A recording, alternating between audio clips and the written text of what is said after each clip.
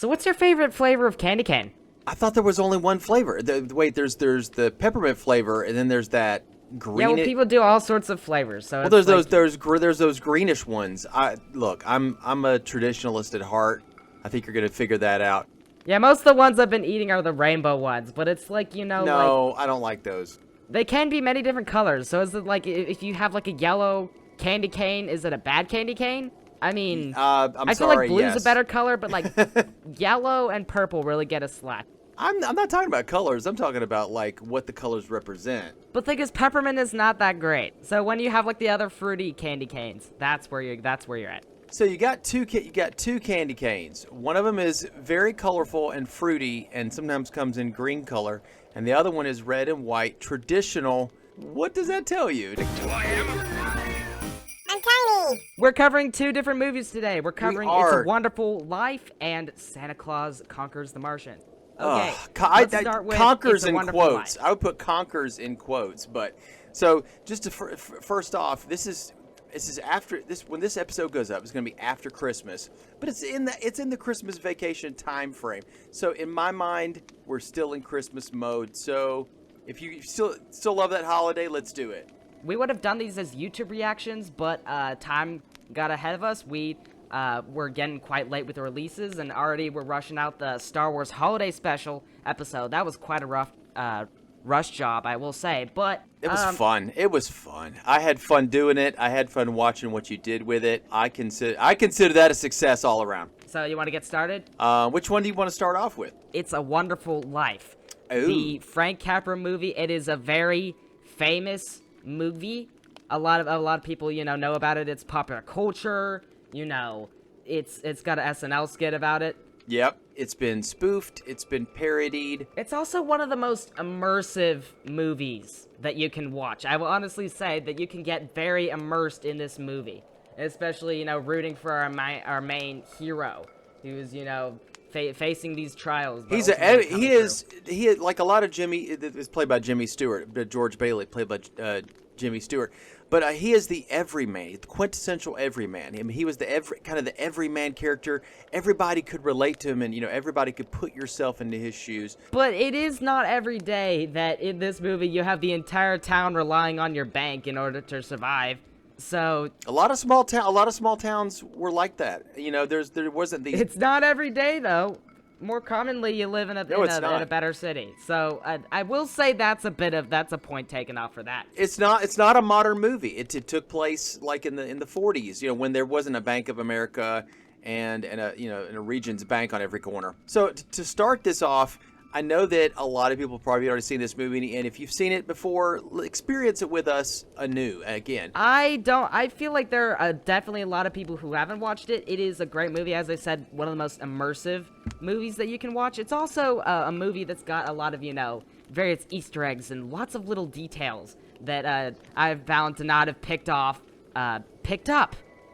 in my first watching, and so I'm like, I want to rewatch this at this point. So when you said immersive, just explain to me what you mean by that in terms of this movie.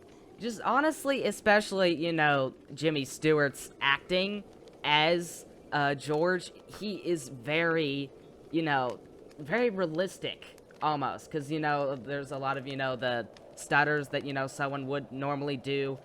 This movie is a very sort of fun movie in many of its times, especially with Jimmy Stewart's acting, the hee-haw where they're doing like the moose. Yeah, and his acting is very naturalistic. I found that it's very naturalistic. It feels like it's not like he's reading it off a cue card like some people do, or like he's just memorized the lines. They have a life to them. Yeah, which by the way, about that one street scene and throughout this movie, then it appears is the song Buffalo Gals. And for those who don't know about Buffalo Gals, the song was meant to actually have the word Buffalo Gals replaced with the town you lived in.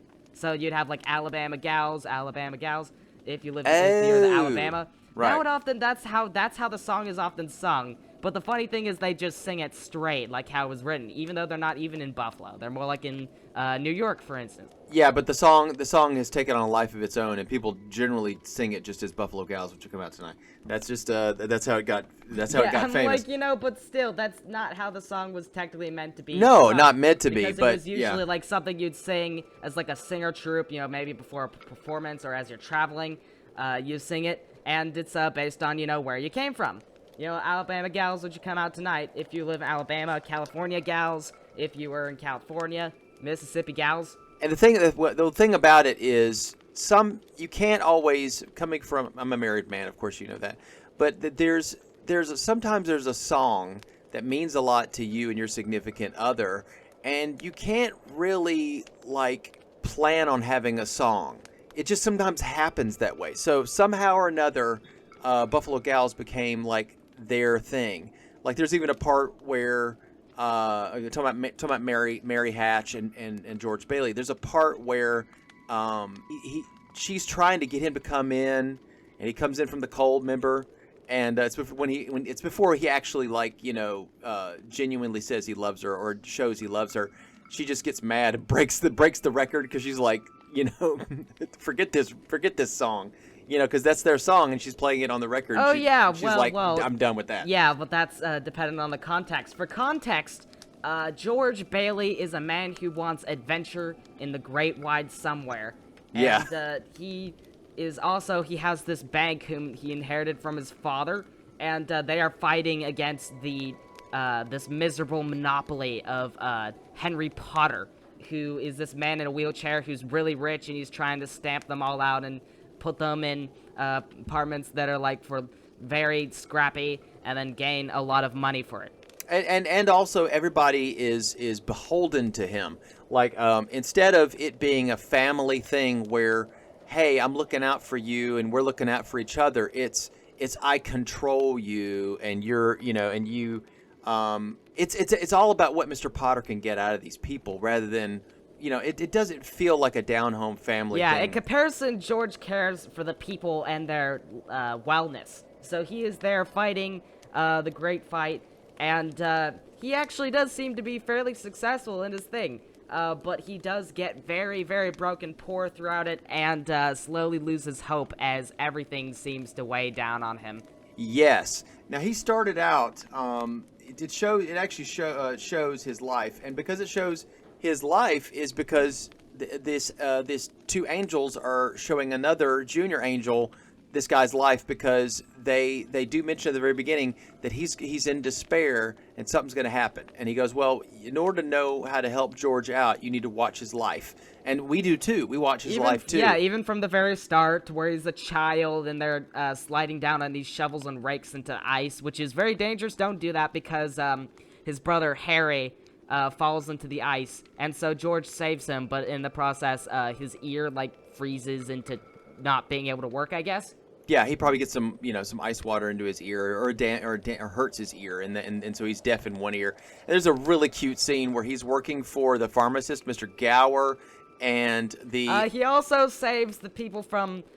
He was about to give them poison pills, which apparently he has, I guess, but he was about to give what was the disease? Well, what it is you make your own. I don't know what disease it was for, but the pharmacist has to chop the powder and put the powder into the pills himself and make the pills with the powder, and he got it from the wrong container because he's distraught that he lost his son. But fortunately, George doesn't give the pills to him as instructed, and he was like, "Why you do that?" And he's like, "It's because they're poison. I'm sorry."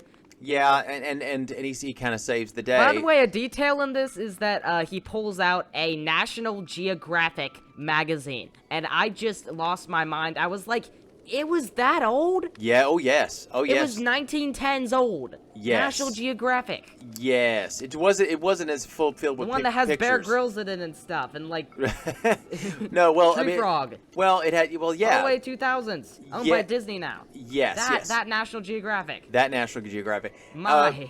Because the National Geographic Society was actual people that would travel into these jungles and far off places and take photos and write about being where it was almost like an explorer / journalist thing, and Which is what George Bailey would like, as he is an adventurer. Yeah, but that's not his fate. Yeah, he wanted college, then adventure, and then a successful life. Yeah, but what made him decide against going to college and then after that traveling was something with the bank. Yeah, he had to be there for the bank, or else Potter would scoop it up. Right, but he did, pass it off to his brother Harry.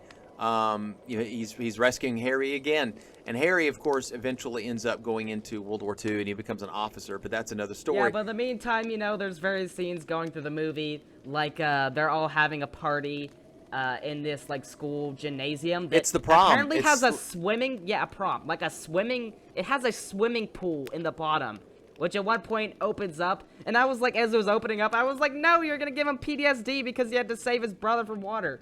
Oh, I didn't think about that, but it turns out it's a fun scene. And they were also doing the Charleston in that scene, and so because George Bailey was inexperienced, he was like, okay, I'm just gonna do this, and there was one shot I remember where he was doing the knees thing of the Charleston. Yes. He was just looking with this unconcerned inexperienced face, and I was like, that is a mood, man. You're just sitting there doing the Charleston while everyone else is doing it. And he, of course, he's with Mary, and Mary, he knew her as a little girl.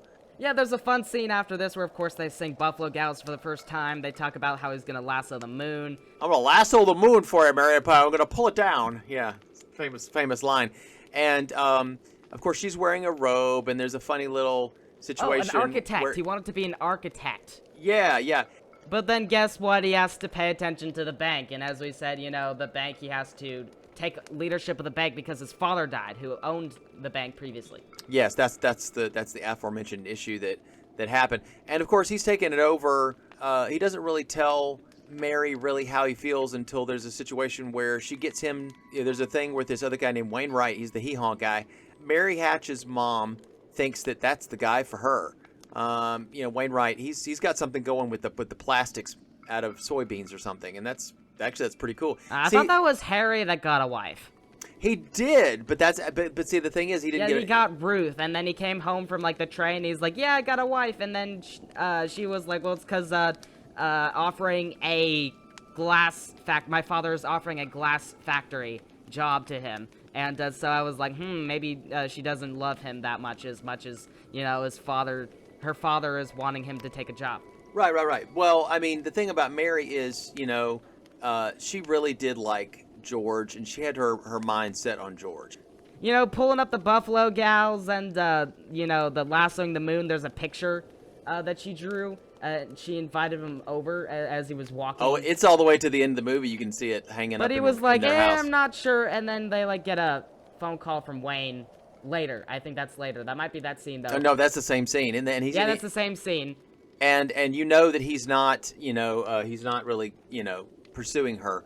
And then he's just, it's this very vulnerable moment where he's like, I don't want, riches. I don't want marriage. I don't want any of this. And then he's just nervous, shaking. And then he kisses her. And it was such a great scene. He does, because she's the best. Their chemistry is really good. But yeah, she shatters the record because she's like, you're not paying much attention to me. Yeah. And then what ends up happening, of course, they jump to the next scene. And of course, they are getting wed. They're getting married. And they talk about going on, going all over the place. That's where the bank is closing down. That happens right. They're about to leave. They have money. Yeah, they're about to leave, and it's like, wait, no, the bank, because they don't have any money in there. There's a run on the bank. Everybody's is trying to remove all their money from the bank, and he's like, well, I can get the money back in the bank if you. And need then he it. does a loaning scheme so that Potter doesn't swoop in on their customers. That's what's happening. They're like, we're gonna take our money out of here and go to Potter's because this place is closing. The important thing is that he takes the money out of. He's like a hawk. He's like, weep, scoop up your customers. But not just that. The important part of that is that that him and Mary take that money out of their honeymoon money, so they don't go on honeymoon. And but they do have a sort of honeymoon in their new house. In that wet, drippy, that mansion. That wet, drippy house. And she turned it into an exotic, the exotic dreams that he was wanting. Because surely he can't go there but they had an exotic like honeymoon, sort of like how they would have had in like Hawaii or wherever we're going. And this is sort of like the highs of the film, that even though he's like taking little speed bumps, then we get like a ramp up when, you know, he's got his own Bailey Park, where it's like this home, it's like this rural home estate of like houses where they actually own everything instead of renting it from Henry Potter.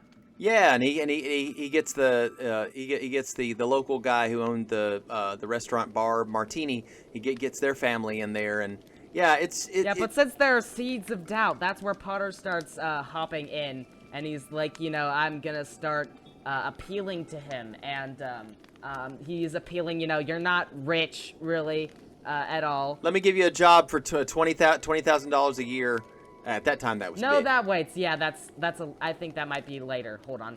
And he also appeals to his jealousy, because he's like, you know, everyone else is richer than me. I'm just this low down boyo. But yeah, he realizes, and he doesn't take the $20,000. Yeah, and so we're sort of rooting for this guy. He's like, he's got all of these things happening. He's getting kids as the war is going on. We get this sort of war montage. He's like, he's got a bunch of kids now. And he's fighting the home front in Bedford is the name of the town. He's fighting in Bedford instead of, down in the war front with It's Germany. called Bedford Falls. Yeah. Yes, but the thing is, it shows, like, also his brother Harry is, like, getting war medals. He got the Medal of Honor for preventing a kamikaze attack on a troop ship.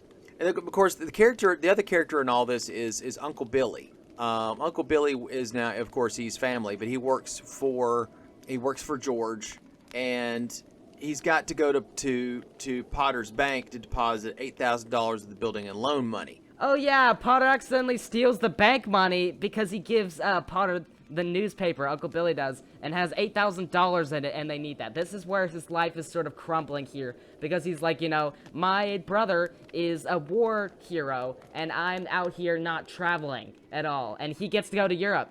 I mean, sure, he's having children, but Well, it's not just that. It's the bank examiner is auditing everything. Yeah, and then there's also, the bank is in danger now. Yeah, and also, well, not just that. It's scandalous. So he actually might go to jail. Everybody's going to go to jail, and Oh yeah, that's what Potter. He goes and he's like, you're.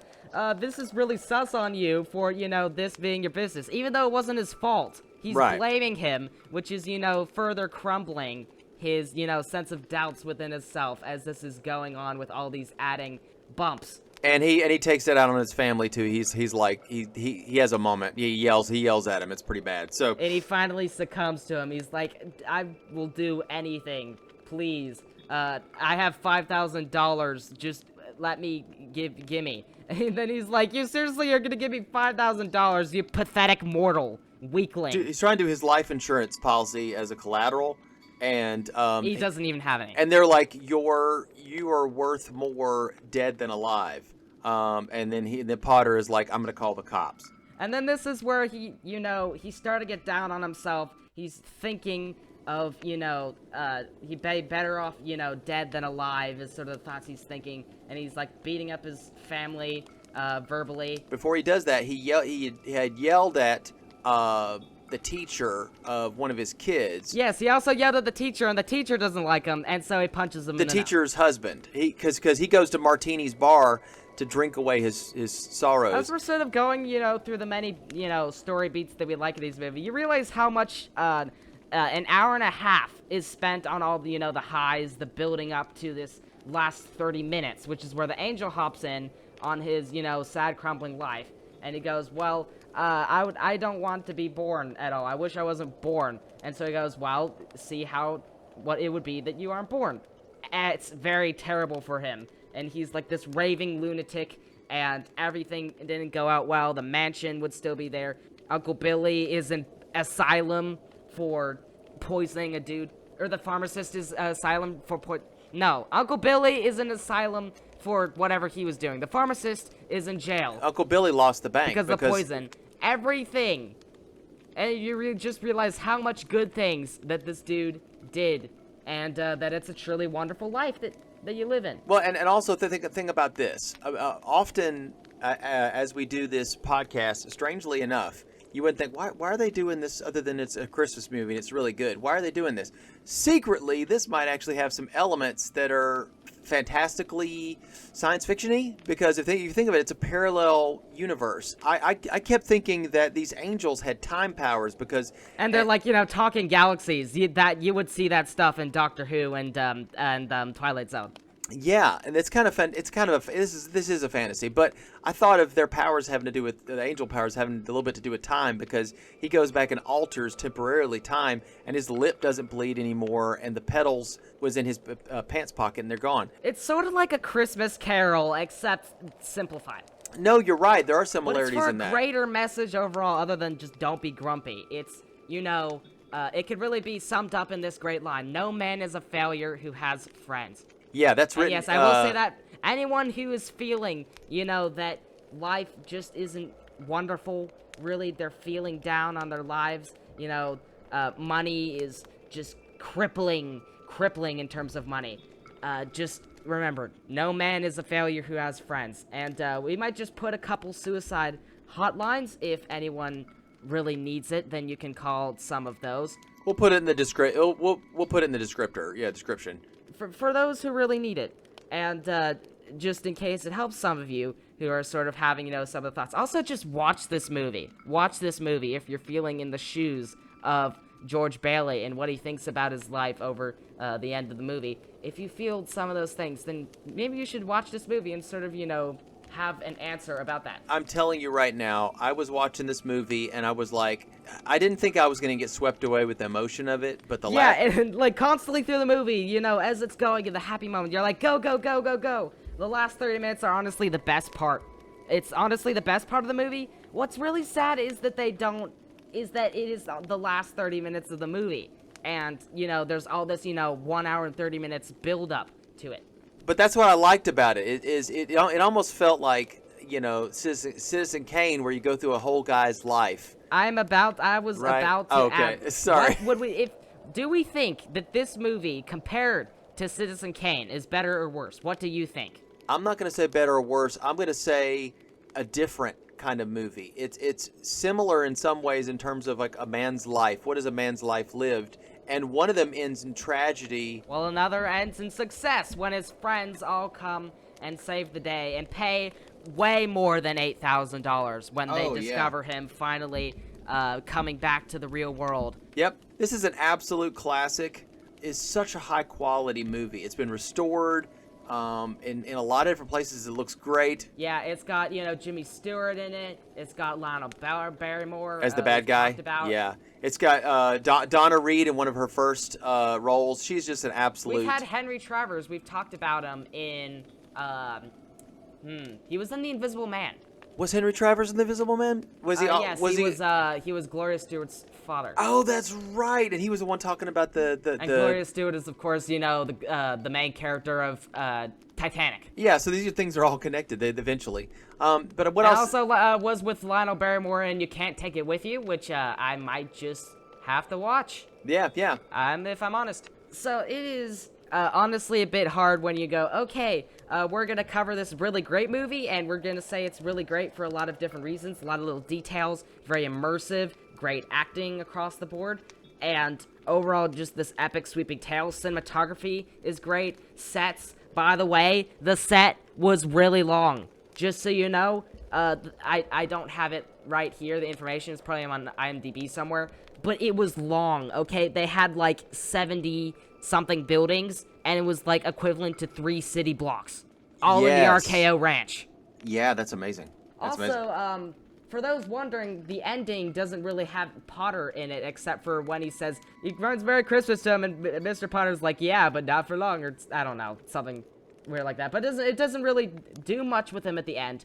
People were wondering that, but it did actually have considered, they did consider ending for it, which would have Potter actually, getting justice. And it's not the one from SNL, because SNL did the Lost ending. That had William Shatner presenting it. He's like, the Lost film. Yeah, I remember they come in there and they start stomping Mr. Potter to death, basically. Yeah, I watched that and I was like, oh my goodness, they got all the details right. It's horrific. I didn't watch much of it. I just skipped through it, but Anyways, 2 endings for it. 2 alternate endings. One ending had Mr. Potter falling to his knees and reciting the Lord's Prayer. Sort of as, a religious end. He's atoning for his sins, I guess.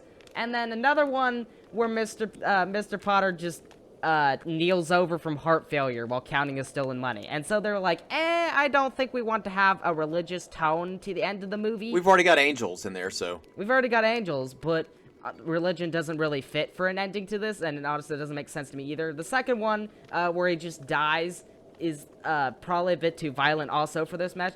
On the other side, the ending we got was iconic. Perfect. It's perfect. Santa Claus Conquers the Martians. It conquered me. It destroyed me. It American science fiction comedy film. None of those words actually really fit this. No, comedy does not fit it at all.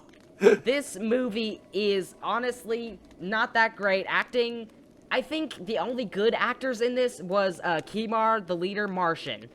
This is basically the premise of the film is the Martians steal Santa Claus. You mean King Martian, because his name is a portmanteau of King and Martian. And remember, the mom is called Momar, as in Mom Martian. It's so lame. Oh, I did not catch that. Voldar, who is the, quote, villain of this, because he's, betraying him because he can obviously smell it out, I guess.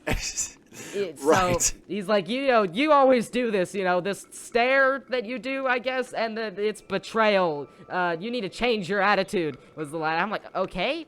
But anyway, he's the villain, and he also has good acting. And then Santa Claus himself. Those are the only good actors, but that's not saying a lot, because all the rest of them are not great. It is not saying a lot, and of course, the only famous person in this list is the little girl Martian. She goes on to become an actress. Oh yeah, the 2 Martians. Okay, the Martians, just for the Martians had they just rubbed green paint terribly on themselves. If you've seen Minions, Despicable Me 2, the Minions, they're the purple. They're covering themselves in purple paint to be the purple evil minions. They do a better job than these guys do. And they do a terrible job. So your mom was watching me watch this movie, and she just saw the slapdash, haphazard way in which this makeup, the Martian makeup, was on these Martians, and she was just dying laughing. So she hasn't even watched. That's the only laugh that I've ever heard anybody get this. They have like TV looking screens on their head, like a jelly button, and then the antenna on their scuba. head. They look like a scuba mask. Reminds me of the robot monster that we're gonna do soon on the podcast. Oh no, yeah. It's like a gorilla with a fishbowl head, and it looks like with a diver helmet, and they've got these. It looks like something that you get at Home Depot, like little cables, and they're attached to the side. Yeah, this movie was very low budget, and honestly, I was like, okay, TV. Yeah. This possibly makes sense. Possibly, maybe, just cut it. Don't cut. It's 80 minutes in theaters. It came out in theaters. It was a matinee, though. It was a matinee for parents to drop their kids off to watch, and then the parents go off and, go to the bar. Yeah, but it's not. It's not. It is more TV quality than, it reminded me of Star Wars Holiday Special in some ways than others. I'm like, theaters? Really? Also, this is 80 minutes of torture. And a lot of it is because they got stock footage of the stock footage humans was are terrible. We're gonna fly airplanes at you, I guess. And then the rocket ships are flying. They away, saved so much money doing that. Yeah, and they extended those quite a many minutes. And there was even the rocket wasn't even the same rocket in every shot, near the beginning. So they just used random rockets. They got stuff, and somebody at the top of this just said, "Use as much of this footage as you can, pal. Save us some money." Yeah, and then there's a point near the beginning of the movie where there's this polar bear.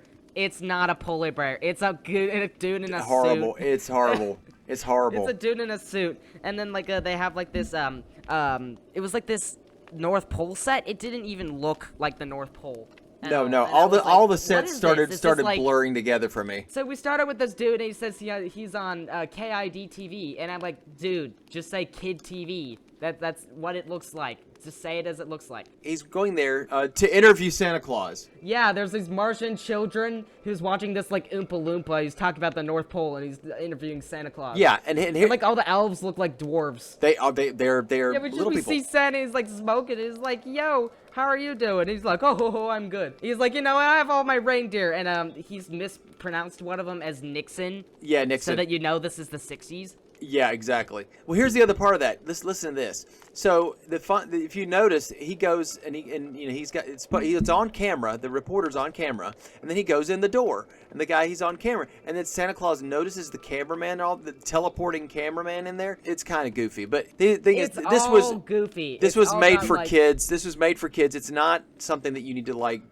this is try to not figure your best out. Earth program that you want at all. That's how Kimar pronounces it. He's like, go watch your Earth programs. Earth programs, yeah. I want to pilgrim out of here. So the mom Martian and the king Martian, Momar and Kimar, the mom and dad Martians, are worried that their kids are watching too much Earth television. They're watching an interview with Santa Claus. So they're like, let's go kidnap Santa Claus, but we need to talk to this prophet dude, I guess, and his name is Cho-Chum. And he's literally like Gandalf the White, and his voice is the worst thing, because he's like, yeah. It's like, it's terrible. It's terrible. Well, they're saying that the society... It's grating. It is grating. The society is so rigid, and children don't know how to, be free and and play, and all their education's fed into their brains, and they don't even sleep until they get this sleep spray in their face. I was like, stop my ears, make it stop. And then he finally is like, after is like, they do a bit where it's like, what time is it? He's like, it's September. Yeah. Okay. And he's like, no, not here. And he's like, well, it's the time of Christmas. No, he says time of the Christmas. I'm like, okay. And then they go into like this cobweb forest thing. I think that's where they like are to like find them. I'm like, why is it cobwebs? You're asking too many questions. And then they fly in like the UFO to the well, place. not that the Cho-Chum says that you need a Santa Claus figure on Mars, and it goes, well, you need to go get one from Earth and bring him to Mars. Yeah, he's like, they're like, the alien children are living in like these containers, permanently like connected to a machine. I was like, that's literally like the Matrix. Yeah. They live the Matrix. And the Martians can't tell who the real Santa is and because they're rebelling because they're not eating. Well, like I said, the Martians can't distinguish between all the fake Santas out there. So they go, we have to kidnap 2 children. Great. More, and then more there's children like all the, actors. they see all the Santa Clauses with the bells after they like see like New York City.png, and they don't have the budget to show the outside of the ship other than like the one shot they have. Right, exactly. They didn't get a live shot. They got a picture because pictures are easier to do. Yeah, and then the Americans are like, yo, there's a UFO in the place. And I love that everyone, upon finding out that a UFO exists, they immediately blame the Soviets. And they're like, it's well, the we didn't do 60s, it. man. It's the 60s, yeah, man. they're like, it's Cold War. So I'm like, okay. They're like, well, we didn't do it. And they're like sending out the rockets, and then they're like doing all that. Oh, and the satellite dish was made of cardboard tubes. Yeah, well... I'm dead serious, it was. Well, it looked like it was, but that actually may be a real satellite. No, no. I'm telling you, it probably was. Okay. I know it's not. Okay, so once they get the 2 kids, or they They're find... skipping a lot of various, like flying, this honestly, a lot of it is skippable. A lot, and honestly, it sounds like I'm fast forwarding through this, which I kind of am. But honestly, if you just go straight up plot literally, points, look at the nothing plot happens. on Wikipedia. It goes, when they finally get Santa. It's like you just skipped everything. He tries to kill Voldar. I was gonna say Goldar, like from Power Rangers. Yeah, no. he's like the betrayer. So he's trying to kill them. He's trying to, At one point, he's like blowing their. Okay, when they get on the ship, and by the way, the ship is like, it's got these it's a little bit cubist in a way. I don't know. That's cool, I guess. But these children, who by the way don't have great acting, they're just terrible. suddenly they go into an airlock, and he's like, oh, I know everything about the airlock, and the la-di-da-di-da-di-da, and I'm like, bro, you're talking. You're about, asking. like, all the info? You're asking questions that they don't even know the answers to. Yeah, they didn't even talk much. It was just him explaining everything, and I'm like, why? How do you know all this? Well, all throughout this movie is a really inept dude named Dropo, and he's a little short Martian guy. He's just a little guy. He was like a cross between Uncle Nestor from Addams Family and Fester. Uncle Fester and Drax mixed together. But I like them both better than I like Dropo. I think Dropo is the worst. He's terrible, except in one way. He's able to be the Santa Claus at the end of the movie, but yeah, but that doesn't even make sense either. No, it doesn't. There's all these different stupid things that happen. everything takes forever. Yeah, and the news, by the way, they're like, oh, 2 random children disappeared, and we know about this, so we're gonna send out the jets and the Air Force. Cut to the stock footage again. You take out all that stock footage. This movie is only probably like an hour. But yeah, long. then they finally get them. Basically, skipping a lot of stuff. Oh no, we can't skip too much of this. There's the polar bear, and then they get to the lodge, and then don't forget Torg, there's the robot. Torg, who's this robot. Yeah, he's like the leader, dude, Kimar. He's like, you're weak for wanting them to be like Santa Claus and stuff, and so I'm gonna stop you. And constantly through this, the little girls, you're like, I'm cold, and I'm like, we know. Torg though is the robot is like what you think of when you tell a little kid to make a robot with a cardboard box, and that's what it looks like. So he literally does. He does, and Torg goes into Santa Claus's workshop to go kidnap Santa. This is the first time when they try to kidnap Santa. And he has like this dramatic freeze ray, I guess. Oh, the Martians do, and it's so stupid because there's a whole thing where they they just stay still, and I'm like, get the camera off them. They're gonna get tired and their arm is gonna drop. They were moving slightly, and then like there's this point where like the children are crying out, and they're like, "You won't get away, you Martians." yeah.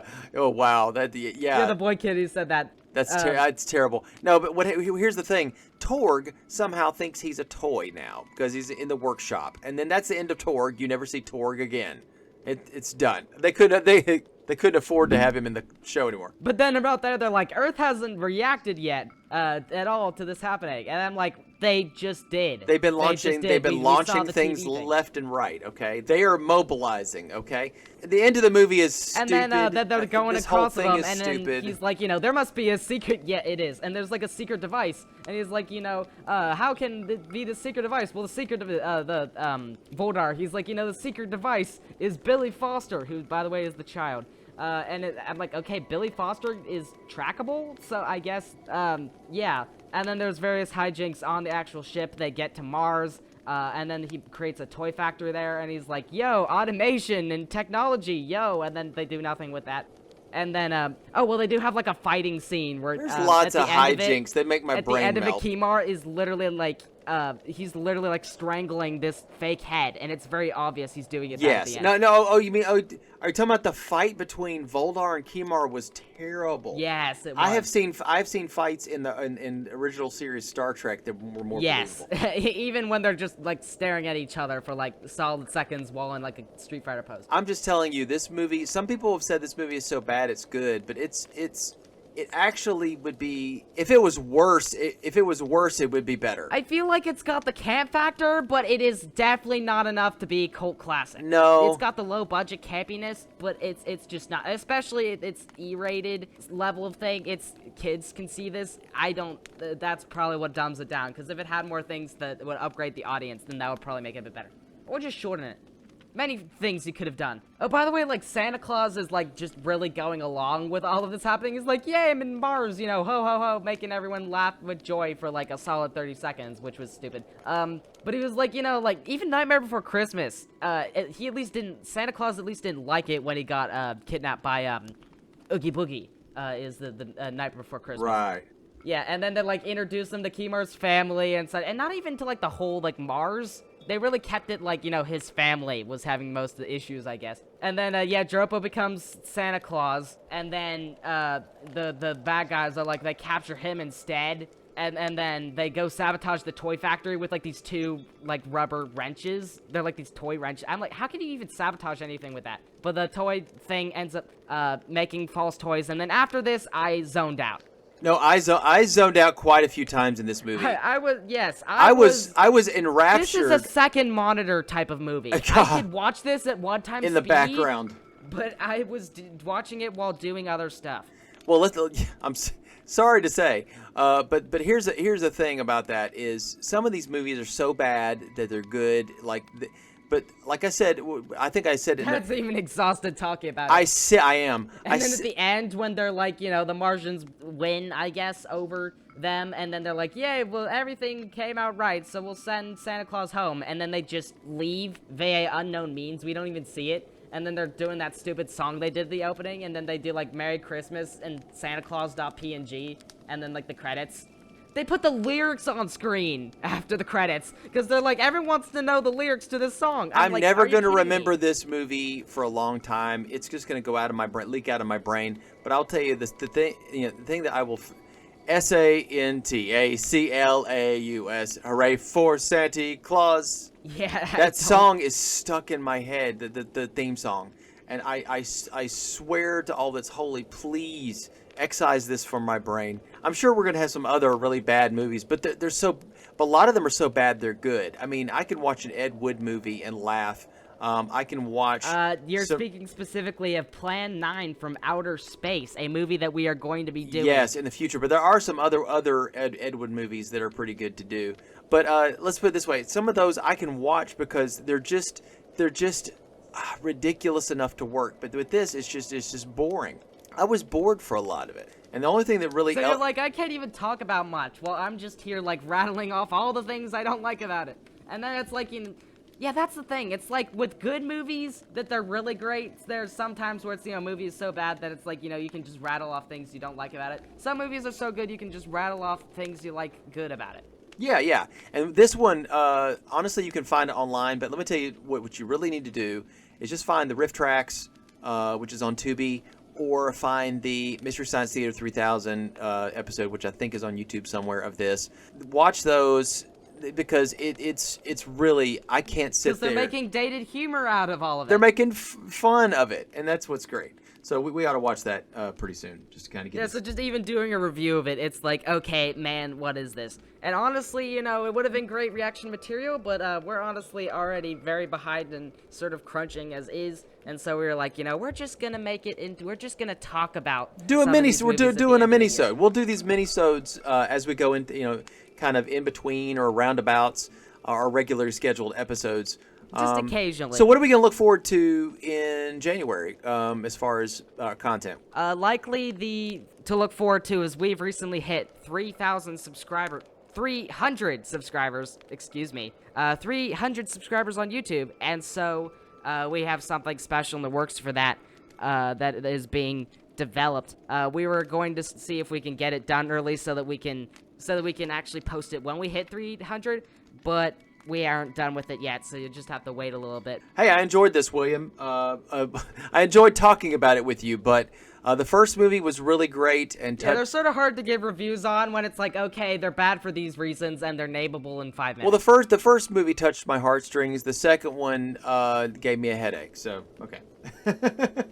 I will say that Citizen Kane definitely ups it in terms of, the qualities of all sorts of the arts that they did, as well as, sort of the epic scale of it is bigger because, it's just localized to one town and a man's troubles versus a man's troubles over the course of, years and in my experience, they're very similar. In my experience, epic it could be a local thing. I mean, look, epic in someone's life could be as simple as Babe Ruth. I've lost all my money, and it doesn't have to be epic as in a rich man or a big tapestry. Sometimes the biggest stories play out in the smallest places.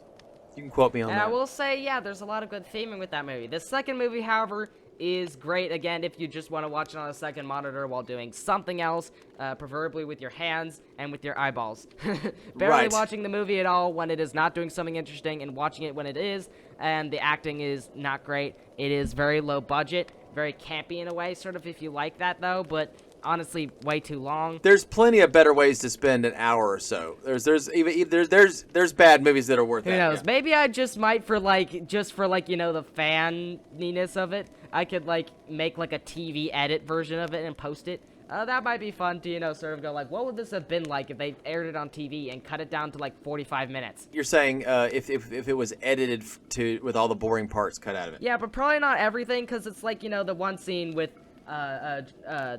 Dropar, he's doing he's tasting all of the the ice cream and the soft serve pecan pie or something from these salts. I don't know. Oh, the food pills, yeah. That's a bit hard to cut out because he's becoming Santa Claus, and that's later in the movie that because they capture him. Yeah. So, well, okay, that's been It's a Wonderful Life and Santa Claus versus Conquers the Martians, or whatever you want to call it. Yeah, that movie just doesn't it doesn't make internal sense at all a lot of the time. No, it doesn't. But what does make sense is us waving goodbye temporarily to our audience and saying we'll see you again next time. All right. Bye.